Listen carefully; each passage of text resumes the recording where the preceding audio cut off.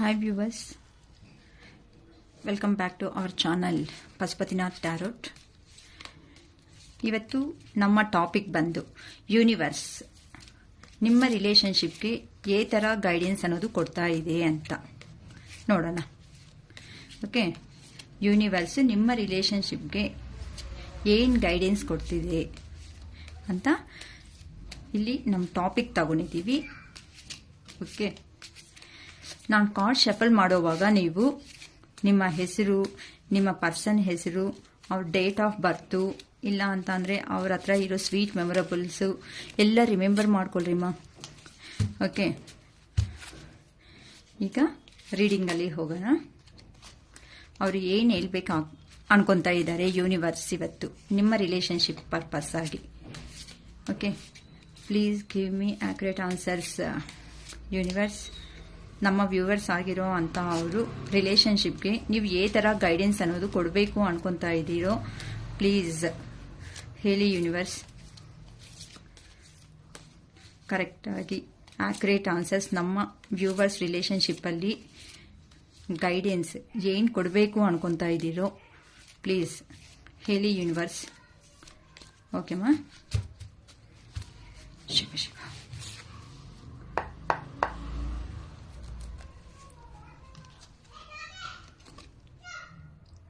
Nine of Wands,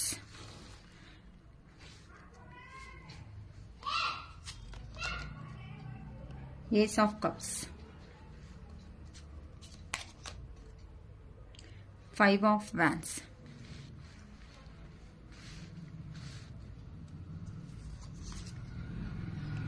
Ace of Swords,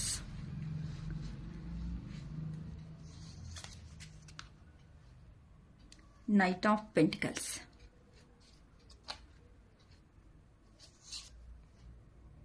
Ten of Cups, Seven of Wands,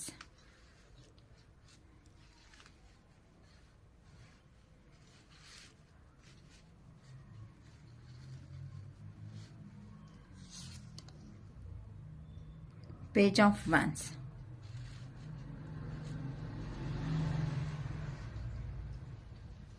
bottom of the deck, Seven of Pentacles. ಇವತ್ತು ನಿಮ್ಮ ರಿಲೇಶನ್ಶಿಪ್ಗೆ ಕೊಡ್ತಾ ಇರೋ guidance universe ಅನ್ನೋದು ಏನು guidance ಕೊಡ್ತಾ ಇದೆ ಅಂತ ಇಲ್ಲಿ ಕಾರ್ಡ್ ಶಫಲ್ ಮಾಡಿದ್ದೀನಿ. ಈಗ ಒಂದೊಂದು ಕಾರ್ಡ್ ಬಗ್ಗೆನೇ ನಾವು ಎಕ್ಸ್ಪ್ಲೈನ್ ಮಾಡ್ತಾ ನಿಮ್ಮ ರಿಲೇಶನ್ಶಿಪ್ ಬಗ್ಗೆ ಏನು ಹೇಳ್ತಾರೆ ಯೂನಿವರ್ಸ್ ಅಂತ ನೋಡೋಣಮ್ಮ. ನೋಡಿಮ್ಮ, ಇಲ್ಲಿ ಚೆನ್ನಾಗಿ ಅಬ್ಸರ್ವ್ ಮಾಡಿ. ಇದು ಖಂಡಿತ ಇದು ಹಸ್ಬೆಂಡ್ ವೈಫ್ ಆಗಿರ್ಬೋದು, ಇಲ್ಲ ಲವರ್ಸ್ ಅನ್ನೋದು ಆಗಿರ್ಬೋದು, ಖಂಡಿತ ನಿಮ್ಮ ರಿಲೇಶನ್ಶಿಪ್ಪಲ್ಲಿ ಅಂತೂ ಕಂಪಲ್ಸರಿ ಗ್ಯಾಪ್ ಅನ್ನೋದು ಬಂದಿದೆ ಅಂತ ಈ ಕಾರ್ಡ್ನಿಂದನೇ ಹೇಳ್ಕೋಬಹುದು. ಇಲ್ಲಿ ನಿಮಗೆ ಇವತ್ತು ನಾನು ತಗೊಂಡಿರೋ ಟಾಪಿಕ್ ಬಂದು ಯೂನಿವರ್ಸ್ ನಿಮ್ಗೆ ಏನು ಸಜೆಷನ್ ಮಾಡ್ತಾ ಇದೆ ಅಂತ. ಓಕೆ, ಇಲ್ಲಿ ನೀವು ಸಪ್ರೇಷನ್ ಆಗಿಬಿಟ್ಟು 9 days ಆಗಿರ್ಬೋದು, ಇಲ್ಲ 9 weeks ಆಗಿರ್ಬೋದು, ಇಲ್ಲ 9 months ಇಂದ ನೀವು ಸಪ್ರೇಷನ್ ಅಲ್ಲೇ ಇರ್ಬೋದು. ಇದು ಲವರ್ಸ್ ಆಗಲಿ ಆಗಿರ್ಬೋದು, ಇಲ್ಲ ಫ್ಯಾಮಿಲಿ ರಿಲೇಶನ್ಶಿಪ್ ಅಲ್ಲೇ ಆದ್ರೂ ಆಗಿರ್ಬೋದು. ಇಲ್ಲಿ ನಿಮಗೆ ಡಿವೈನ್ ಕೊಡ್ತಾ ಇರೋ ಸಜೆಷನ್ ಏನು ಅಂತ ಅಂದ್ರೆ, ನೀವು ನಿಮ್ಮ ಪರ್ಸನ್ ಬಗ್ಗೆ ತುಂಬಾ ತುಂಬಾ ತುಂಬಾ ಯೋಚನೆ ಅನ್ನೋದು ತುಂಬಾ ಮಾಡ್ಕೊತಾ ಇದ್ದೀರಾ. ಇಲ್ಲಿ ನೋಡಿ, ತುಂಬಾ ಯೋಚನೆ ಮಾಡ್ತಾ ನಿಮ್ಮ ರಿಲೇಶನ್ ಬಗ್ಗೆ ಇದ್ದೀರಾ. ಇಷ್ಟು ಯೋಚನೆ ಏನಕ್ಕಮ್ಮ ಮಾಡಬೇಕು ಹೇಳಿ? ನಿಮ್ಗಂತೂ ಒಂದು ಲೈಫ್ ಇದೆ ಅಲ್ವಾ, ಏನಕ್ಕೆ ಮಾಡಬೇಕು? ನೀವು ಅವರೇ ಪ್ರಪಂಚ, ಅವರೇ ಜೀವನ, ಅವರೇ ಲೋಕ ಅನ್ನೋ ತರ ತುಂಬಾ ತುಂಬಾ ಸಫರ್ ಆಗ್ತಾ ಇದ್ದೀರಾ. ಇಷ್ಟು ಯೋಚನೆ ಮಾಡೋದು ನಿಮ್ಮ ಹೆಲ್ತ್ಗೆ, ಆರೋಗ್ಯಕ್ಕೆ ಒಳ್ಳೆಯದು ಅಲ್ಲ.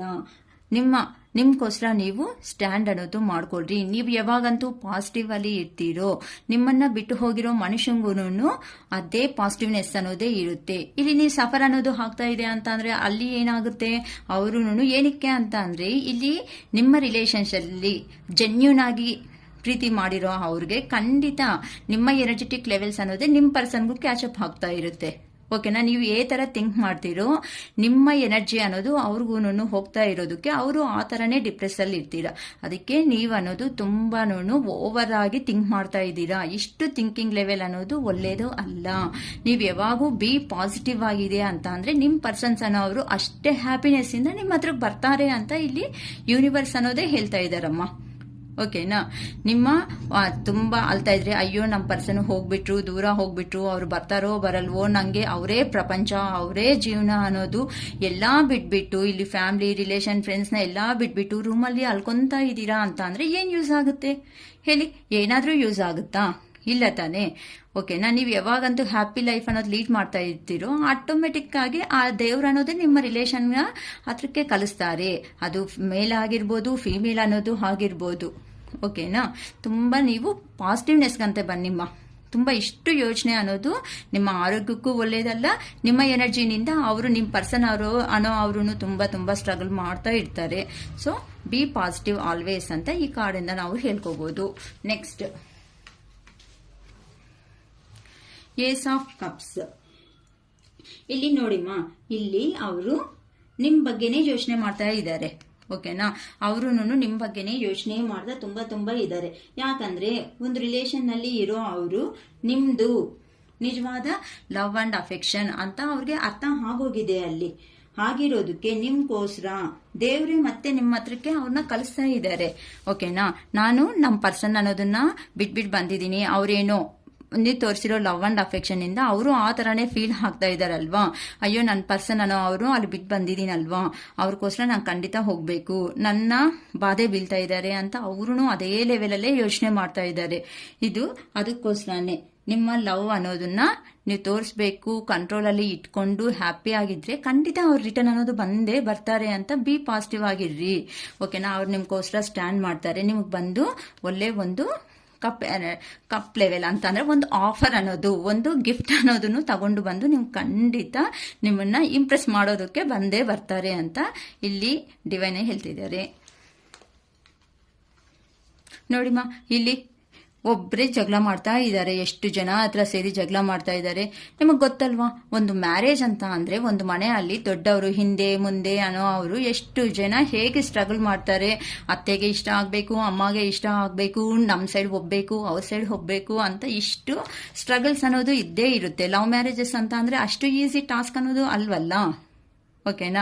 ಅದಕ್ಕೋಸ್ಕರ ನಿಮ್ಮಲ್ಲಿ ತಾಳ್ಮೆ ಇದೆ ಅಂತ ಅಂದ್ರೆ ಖಂಡಿತ ಬರ್ತಾರೆ. ಅಲ್ಲಿ ನೋಡಿ, ಒಂದೇ ಒಂದು ಪರ್ಸನ್, ಅವ್ರ ಅಮ್ಮ ಆಗ್ಲಿ, ಇಲ್ಲ ಫ್ರೆಂಡ್ಸ್ನಾಗ್ಲಿ, ಇಲ್ಲ ಸೊಸೈಟಿದಲ್ಲಿ ಆಗ್ಲಿ ಎಷ್ಟು ಜಗಳ ಮಾಡ್ತಾರೆ, ಎಷ್ಟು ಜನ ಹತ್ರ ಅವ್ರು ಜಗಳ ಮಾಡ್ತಾ ಇದ್ದಾರೆ, ಎಷ್ಟು ಜನ ಹತ್ರ ಅವರು ಫೈಟ್ ಮಾಡ್ತಾ ಇದ್ದಾರೆ. ನೀವು ಅರ್ಥ ಮಾಡ್ಕೋಬೇಕಲ್ಲ ಅವ್ರ ಸಿಚುವೇಶನು. ನಿಮ್ಮ ಕಡೆನೇ ಯಾವಾಗೂ ಯೋಚನೆ ಮಾಡಿ, ಅಕ್ಕ ನಮ್ಮ ಪರ್ಸನ್ ಬಂದಿಲ್ಲ, ಮ್ಯಾಮ್ ನಮ್ಮ ಪರ್ಸನ್ ಬಂದಿಲ್ಲ, ನಾವು ಇಷ್ಟು ಪ್ರೀತಿ ತೋರಿಸಿದೀವಿ, ಇಷ್ಟು ನಾವು ಲವ್ ಅಂಡ್ ಅಫೆಕ್ಷನ್ ಕೇರಿಂಗ್ ಅನ್ನೋದು ತೋರಿಸಿದೀವಿ, ನಮ್ಮನ್ನ ಬಿಟ್ಟೋಗಿದ್ದಾರೆ ಕೆಲ್ಸಕ್ಕೆ ಆಗಿರ್ಬೋದು, ಇಲ್ಲ ಫ್ಯಾಮಿಲಿ ಬೇರೆ ಊರಲ್ಲಿದ್ರೆ ಫ್ಯಾಮಿಲಿಗೋಸ್ಕರ ಆಗಿರ್ಬೋದು, ನಮ್ಮನ್ನು ಬಿಟ್ಟೋಗಿದ್ದಾರೆ ಅಂತ ನೀವು ಯಾವಾಗೂ ನೆಗೆಟಿವ್ ಎನರ್ಜಿದಲ್ಲಿ ಇರೋದು ಮಾತ್ರ ಖಂಡಿತ ಕರೆಕ್ಟ್ ಅಲ್ಲಮ್ಮ. ಓಕೆ. ಇಲ್ಲಿ ಖಂಡಿತ ಅವರು ನಿಮ್ಗೋಸ್ಕರ ಒಂದು ಸ್ಟ್ಯಾಂಡ್ ಅನ್ನೋದು ತಗೊಂಡು ಅವ್ರ ಫ್ಯಾಮಿಲಿದಲ್ಲಿ ಇರೋ ಪ್ರಾಬ್ಲಮ್ಸ್ನೆಲ್ಲ ಸಾಲ್ವ್ ಮಾಡಿಕೊಂಡು ಮತ್ತೆ ಅವ್ರ ಹತ್ರ ಎಲ್ಲಿ ಕೆಲ್ಸಕ್ಕೆ ಹೋಗಿದಾರೋ ಅಲ್ಲೆಲ್ಲಾನು ಅವ್ರ ಪ್ರಾಬ್ಲಮ್ಸ್ ಅನ್ನೋದು ಎಲ್ಲ ಕಂಪ್ಲೀಟ್ ಮಾಡಿಕೊಂಡು ಕಂಪಲ್ಸರಿ ನಿಮ್ಮ ಹತ್ರಕ್ಕೆ ಬಂದೇ ಬರ್ತಾರೆ. ಓಕೆನಾ. ಅದಕ್ಕೋಸ್ಕರನೇ ನಿಮ್ಮ ರಿಲೇಶನ್ಶಿಪ್ಗೋಸ್ಕರನೇ ಇವ್ರು ಹಂಗೆ ಸ್ಟ್ರೈಕ್ ಅನ್ನೋದು ಮಾಡ್ತಾ ಇದ್ದಾರೆ. ಆ ತರನೇ ಎಲ್ಲರ ಹತ್ರ ಮೌನ ಹೋರಾಟ ಅಂತಾರಲ್ಲ, ಅವರಷ್ಟಿಗೆ ಅವರೇ ಒಳಗಡೆ ಅನ್ನೋದೇ ತುಂಬ ನೋವು ತಿಂತ ಇದ್ದಾರೆ. ಅದು ನಿಮ್ವರೆಗೂ ತಂದ್ರೆ ಮತ್ತೆ ನೀವ್ ಹೆಂಗ್ ಫೀಲ್ ಆಗ್ತಿರೋ ಅಂತ ನಿಮ್ಗೆ ಏನೂ ಹೇಳ್ಕೊಳೋದಕ್ಕೆ ಆಗ್ತಾ ಇಲ್ಲ. ಓಕೆ.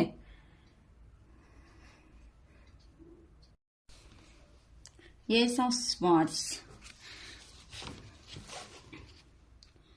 ಈಗ ನಿಮ್ಗೆ ಸಪರೇಷನ್ ಬಂದಿದೆ ಅಲ್ವಾ. ಈ ಸಪರೇಷನ್ ನಲ್ಲಿ ನಿಮ್ ಪರ್ಸನ್ ಅನ್ನೋ ಅವರು ನಿಮ್ಮನ್ನ ಅರ್ಥ ಮಾಡ್ಕೊಳೋದಕ್ಕೆ ತುಂಬಾ ಪ್ರಯತ್ನ ಪಡ್ತಾ ಇದ್ದಾರೆ. ನೀವು ದೂರ ಆಗಿರೋದಕ್ಕೆ ಅಲ್ಲ, ನಿಮ್ ಪರ್ಸನ್ ಅರ್ಥ ಮಾಡ್ಕೊಳೋದಕ್ಕೆ ಚಾನ್ಸ್ ಅನ್ನೋದು ಬಂದಿರೋದು. ಈಗ ನೀವು ಅವ್ರ ಹತ್ರ ಮಾತಾಡ್ತಾ ಇಲ್ಲ, ಅವ್ರು ನಿಮ್ಮ ಹತ್ರ ಮಾತಾಡ್ತಾ ಇಲ್ಲ. ಅದಕ್ಕೆ ಅವ್ರಿಗೆ ಏನಾಗ್ತಾ ಇದೆ ಅಂತ ಅಂದ್ರೆ, ಅಯ್ಯೋ ಇಷ್ಟು ದಿನ ಪ್ರೀತಿ ಲವ್ ಅಫೆಕ್ಷನ್ ಕೊಟ್ಟಿರೋ ಅಂತ ಅವ್ರನ್ನ ನನ್ನ ಹುಡುಗ ಏನಕ್ಕೆ ಈಗ ನನಗೆ ಸಡನ್ ಆಗಿ ದೂರ ಆಗ್ಬಿಟ್ಟಿದ್ದಾರೆ, ಏನಕ್ಕೆ ಅಂತ ನಿಮ್ ಬಗ್ಗೆ ನಿಮ್ಗೆ ಅವರು ತುಂಬಾ ಯೋಚನೆ ಅನ್ನೋದು ಮಾಡ್ತಾ ಇದ್ದಾರೆ. ಸೊ ಅವರು ಖಂಡಿತ ನಿಮ್ಗೋಸ್ಕರ ಬಂದೇ ಬರಬೇಕು ಅಂತ ಅಲ್ಲಿ ಥಿಂಕ್ ಮಾಡ್ತಾ ಇದ್ದಾರೆ. ಓಕೆನಾ. ಈಗ ಅವರಲ್ಲಿ ಅಯ್ಯೋ ನಮ್ಮ ಪರ್ಸನ್ನ ನಾನು ಬಿಟ್ಕೊಂಡು ಬಂದ್ಮೇಲೆ ಇಲ್ಲಿ ನಂಗೆ ಬೇಕಾಗಿರೋ ಏನೂ ಅಫೆಕ್ಷನ್ ಸಿಗ್ತಾ ಇಲ್ವಲ್ಲ, ನಮ್ಮ ಪರ್ಸನ್ಗೆ ನಾನು ಹೋಗ್ಬಿಟ್ಟು ಖಂಡಿತ ನನ್ನ ಮನಸ್ಸಲ್ಲಿ ಇರೋ ಅಂತ ಲವ್ ಅಂಡ್ ಅಫೆಕ್ಷನ್ ಏನಾಯ್ತು ಇಷ್ಟು ದಿನ ಮೇ ಬಿ ನಿಮ್ಮ ಹತ್ರ ಹೇಳಿರಲ್ಲ, ಅಷ್ಟು ಓಪನ್ ಅಪ್ ಆಗಿರಲ್ಲ, ಅದು ಮೇಲ್ ಆಗ್ಬೋದು ಫಿಮೇಲ್ ಆಗ್ಬೋದು. ಈಗ ಸಪ್ರೇಷನ್ ಅನ್ನೋದು ಬಂದಿದ ಮೇಲೆ ನಿಮ್ಮ ಮೇಲೆ ಇರೋ ಅಂತ ಒಪಿನಿಯನ್ ಅನ್ನೋದು ಇನ್ನೂ ತುಂಬಾ ಸ್ಟ್ರಾಂಗ್ ಅನ್ನೋದು ಆಗ್ಬಿಟ್ಟಿದೆ. ಅದಕ್ಕೋಸ್ಕರ ನಿಮ್ಗೋಸ್ಕರ ಹೆಂಗಾದ್ರೂ ಬಂದು ಅವ್ರು ನೋಡಿ ಅದೆಲ್ಲನೂ ಅವ್ರ ಲವ್ ಅನ್ನೋದು ತರ ಎಕ್ಸ್ಪ್ಲೋರ್ ಅನ್ನೋದು ಆಗ್ಬಿಡ್ತಾ ಇದೆ. ಅಲ್ಲಿ ತುಂಬಾ ಅವ್ರಿಗೆ ತಡೆಯೋದಕ್ಕೂ ಫೀಲಿಂಗ್ಸ್ ಆಗದೆ ಅಷ್ಟು ಪ್ರೀತಿ ಅನ್ನೋದು ನಿಮ್ಮ ಮೇಲೆ ಅನ್ನೋದು ಜಾಸ್ತಿ ಆಗ್ತಾ ಹೋಗ್ತಾ ಇದೆ. ಓಕೆನಾ, ನಿಮ್ಗೋಸ್ಕರ ಬರಲೇಬೇಕು ಅಂತ ಅವರು ತುಂಬಾ ಪ್ರಯತ್ನ ಪಡ್ತಾ ಇದ್ದಾರಮ್ಮ. ನೈಟ್ ಆಫ್ ಪೆಂಟಿಕಲ್ಸ್ ನಿಮ್ಮ ಪರ್ಸನ್ ಇಲ್ಲಿ ನೋಡಿ, ಇಲ್ಲಿ ಒಂದು ಆಫರ್ ತಗೊಂಡು ಹೇಗಾದ್ರೂ ಸರಿ ನಾನು ಅಷ್ಟು ತುಂಬಾ ಫಾಸ್ಟ್ ಆಗಿ ಹೋಗ್ಬೇಕು, ನನ್ನ ಹುಡುಗಿ ನನಗೋಸ್ಕರ ವೆಯ್ಟ್ ಮಾಡ್ತಾ ಇದೆ, ಇಲ್ಲಾಂದ್ರೆ ನನ್ನ ಹುಡುಗ ನನಗೋಸ್ಕರ ವೆಯ್ಟ್ ಮಾಡ್ತಾ ಇದ್ದಾರೆ. ಆ ಎಮೋಷನ್ಸ್ ಅನ್ನೋದನ್ನ ಇಲ್ಲಿ ನೋಡಿ, ಇಲ್ಲಿ ಎಮೋಷನ್ಸ್ನ ಅವ್ರಿಗೆ ಕಂಟ್ರೋಲ್ ಮಾಡ್ಕೊಳೋದಕ್ಕೆ ಬರ್ತಾ ಇಲ್ಲಮ್ಮ. ಅಷ್ಟು ಎಮೋಷನ್ಸ್ ಏನಕ್ಕೆ ಇಷ್ಟು ದೂರ ಆಗ್ಬಿಡ್ತಾ ಇದೀವಲ್ಲ, ಅಯ್ಯೋ ಈ ದೂರ ಅನ್ನೋದು ಹಂಗೆ ಜಾಸ್ತಿ ಆಗ್ತಾ ಹೋದ್ರೆ ಮತ್ತೆ ನಮ್ಮ ಹುಡುಗಿ ಅನ್ನೋದು ನಂಗೆ ಮಿಸ್ ಆಗ್ಬಿಡುತ್ತೇನೋ, ನಮ್ಮ ಹುಡುಗ ಅನ್ನೋದು ನಂಗೆ ಮಿಸ್ ಆಗ್ಬಿಡ್ತಾನೇನೋ ಅನ್ನೋ ಒಂದು ಭಯ ಅನ್ನೋದು ಅವರಲ್ಲಿ ಸ್ಟಾರ್ಟ್ ಆಗ್ಬಿಟ್ಟಿದೆ ಅಂತ ಹೇಳ್ಬೋದು.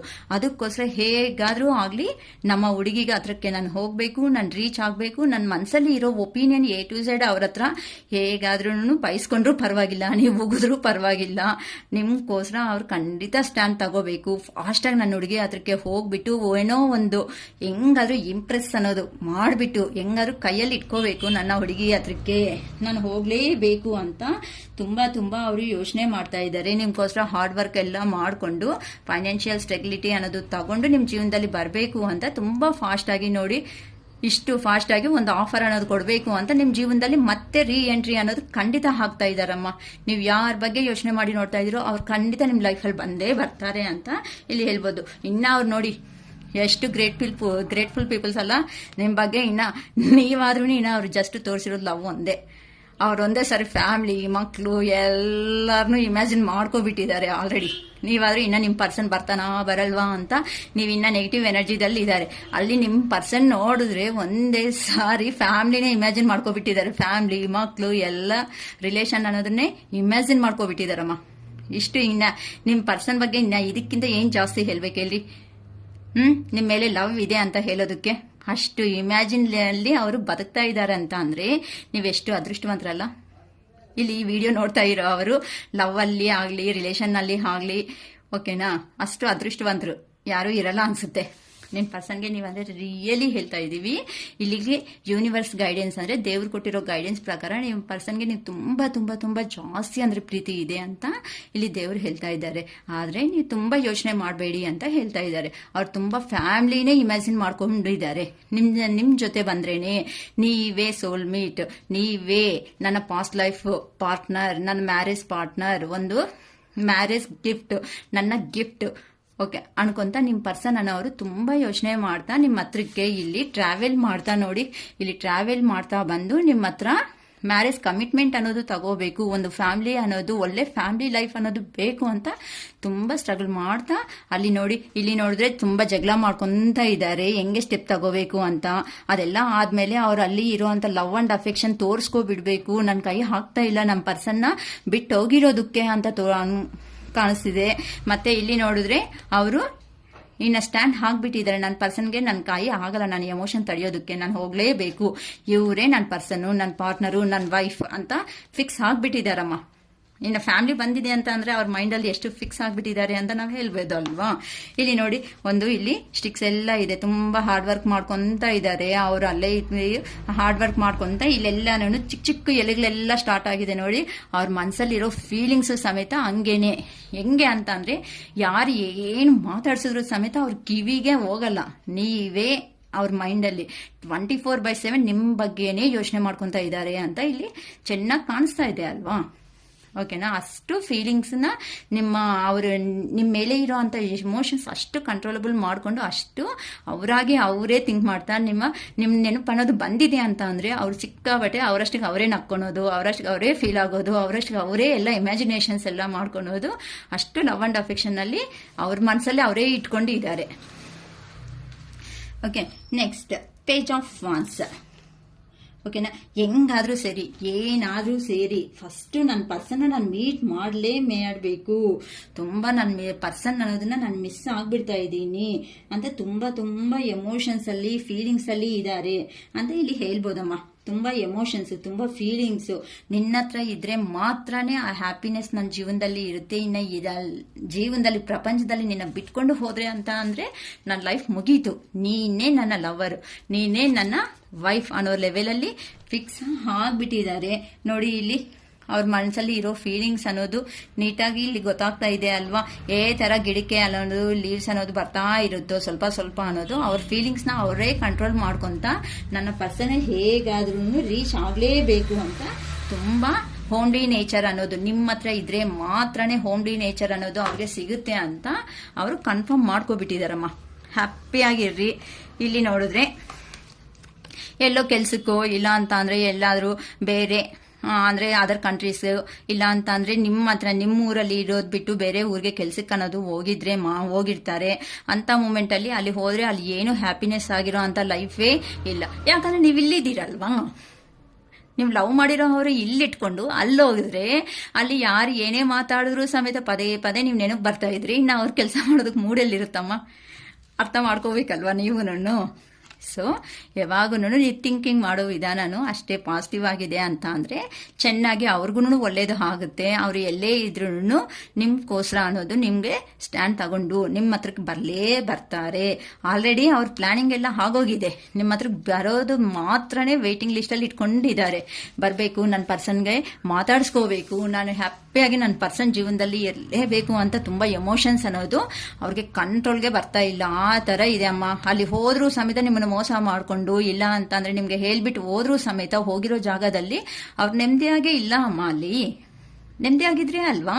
ಸೊ ಹೇಗಾದ್ರೂ ಸರಿ ನಾನು ನಿನ್ನ ಹತ್ರಕ್ಕೆ ಬಂದೇ ಬರ್ತೀನಿ ಅಂತ ನಾನು ಹೇಳ್ತಾ ಇಲ್ಲಮ್ಮ. ಈ ಮಾತುಗಳೆಲ್ಲನೂ ನಿಮ್ಮ ರಿಲೇಷನ್ ಬಗ್ಗೆ ಆ ದೇವರು ಶಿವಯ್ಯ, ಓಕೆನಾ, ಆ ದೇವರು ಶಿವಯ್ಯ ಯೂನಿವರ್ಸ್ ಅನ್ನೋ ಅವರೇ ನಿಮ್ಮ ರಿಲೇಷನ್ಶಿಪ್ಗೆ ಒಳ್ಳೆ ಗೈಡೆನ್ಸ್ ಅನ್ನೋದು ಕೊಡ್ತಾ ಇದ್ದಾರೆ. ಸೊ ಬಿ ಪಾಸಿಟಿವ್, ಹ್ಯಾಪಿಯಾಗಿ ನನ್ನ ಪರ್ಸನ್ ಬಂದೇ ಬರ್ತಾನೆ, ನನಗೋಸ್ಕರ ಸ್ಟ್ಯಾಂಡ್ ಮಾಡ್ತಾನೆ ಅಂತ ಕಾನ್ಫಿಡೆಂಟಲ್ಲಿ ಇರ್ರಿ ಅಮ್ಮ. ನಿಮ್ಮ ಎನರ್ಜಿ ಅನ್ನೋದು ಆಟೋಮ್ಯಾಟಿಕ್ ಆಗಿ ಅಲ್ಲಿ ರೀಚ್ ಆಗಿಬಿಟ್ಟು ಅಯ್ಯೋ ನನ್ನ ಪರ್ಸನ್ ನನಗೋಸ್ಕರ ವೆಯ್ಟ್ ಮಾಡ್ತಾ ಇದ್ದಾರೆ, ನಾನು ಹೇಗಾದರೂ ಹೋಗಬೇಕು ಅನ್ನೋ ರೀಚ್ ಆಗಬೇಕು, ನನ್ನ ಮನಸ್ಸಲ್ಲಿ ಇರೋ ಫೀಲಿಂಗ್ಸ್ನೆಲ್ಲ ಹೇಳ್ಕೊಂಡು ಹ್ಯಾಪಿ ಲೈಫ್ ಅನ್ನೋದನ್ನ ಲೀಡ್ ಮಾಡಬೇಕು ಅಂತ ಅವರು ಹಂಗೆ ಇದ್ದಾರೆ. ನಿಮ್ಮ ಎನರ್ಜಿ ಇನ್ನ ಜೊತೆ ಮಾಡಿದ್ದಾರೆ ಅಂತ ಅಂದರೆ ಇನ್ನೆಷ್ಟು ಎನರ್ಜಿ ಆಗುತ್ತೆ, ಡಬಲ್ ಆಗಿಬಿಟ್ಟು ನಿಮ್ಮ ಹತ್ರಕ್ಕೆ ಶೂರಾಗಿ ಬಂದೇ ಬರ್ತಾರೆ. ಫಿಕ್ಸ್ ಆಗಿ ಹ್ಯಾಪಿಯಾಗಿ ಲೈಫ್ ಅನ್ನೋದನ್ನ ಲೀಡ್ ಮಾಡಿ. ಓಕೆ, ನಿಮಗೆ ಗಾಡ್ ಬ್ಲೆಸ್ಸಿಂಗ್ಸೇ ಕೊಟ್ಬಿಟ್ಟಿದ್ದಾರೆ ಇವತ್ತು. ಓಕೆ, ಒಳ್ಳೆ ಟಾಪಿಕ್ ಬಂದಿದೆ ಶಿವಯ್ಯ, ತುಂಬ ಥ್ಯಾಂಕ್ಸ್. ನಮ್ಮ ವ್ಯೂವರ್ಸ್ ಎಲ್ಲಿದ್ರು ಹ್ಯಾಪಿಯಾಗಿರಲಿ ಅಂತಾನೆ ನಾನು ಕೇಳ್ಕೊತಾ ಇದ್ದೀನಿ. ಓಕೆ, ಆಲ್ ದ ಬೆಸ್ಟ್, ಬಾಯ್. ನಿಮ್ಗೆ ಏನಾದರೂ ಬೇಕು ಅನ್ನಂಗಿದ್ರೆ ಖಂಡಿತ ನನ್ನ ಕಾಂಟ್ಯಾಕ್ಟ್ ನಂಬರ್ ಡಿಸ್ಕ್ರಿಪ್ಷನ್ನಲ್ಲಿ ಇದ್ದೇ ಇರುತ್ತೆ. ಕಾಂಟ್ಯಾಕ್ಟ್ ಮಾಡಿ ನಿಮ್ಮ ಪರ್ಸನ್ ಬಗ್ಗೆ ಏನಾದರೂ ತಿಳ್ಕೋಬೇಕು ಅನ್ನಂಗಿದ್ರೆ ರೀಡಿಂಗ್ಸ್ ಅನ್ನೋದು ಕೊಡೋದು ಆಗುತ್ತೆ, ಖಂಡಿತ ತಿಳ್ಕೊಬೋದು. ಓಕೆನಾ, ಬಾಯ್.